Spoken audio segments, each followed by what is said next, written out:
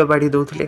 ଖାଇବାରେ ଥିଲା ଆମର ଜିରା ରାଇସ୍, ମିକ୍ସ ଭେଜ୍, ଖଟା, ଦେନ୍ ତାପରେ ପାମ୍ପଡ଼ ଆଉ ଲାଷ୍ଟରେ ଥିଲା କ୍ଷୀରି। କ୍ଷୀରି ମୁଁ ଖାଇଲିନି କାରଣ ମୋର ମନ ଟୋଟାଲି ନଥିଲା। ଆଉ ଏଇଠି ଦେଖିପାରୁଥିବେ ମୁଁ ଖାଇବା ରେକର୍ଡ଼ିଂ କରିପାରିଲିନି କାରଣ ମୋ ଗରମ ହେଉଥିଲା, ତ ସାଙ୍ଗମାନଙ୍କଠୁ ଭିଡ଼ିଓ କ୍ୟାପଚର୍ କରିଦେଲି। ଆଉ ଗରମ ହେଉଥିଲା ବୋଲି ମୁଁ କେମିତି ଭାବୁଥିଲି ଯିବି ଟିକେ ସପିଂ କରି, ତ ଏଇଠି ପଳେଇ ଆସିଥିଲି ମଲ୍କୁ, ଭି ମାର୍ଟରେ ବହୁତ ମାନେ ଶସ୍ତା ଥିଲା, ତ ମୁଁ ପଳେଇ ଆସିଲି ଦେଖିକି।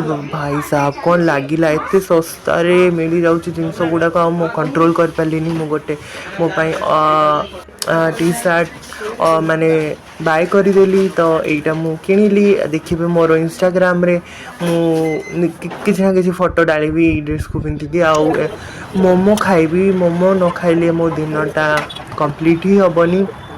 ତ ଏଇଠି ମୋ ଭାଇଙ୍କୁ ଅର୍ଡ଼ର ଦେଇଥିଲି KFC ମୋମୋ। ଜାଣିଛନ୍ତି ମୋମୋ, ସେ ଯେଉଁ ମୋମୋ ହଉ, KFC ମୋମୋ ହଉ, ନର୍ମାଲ୍ ମୋମୋ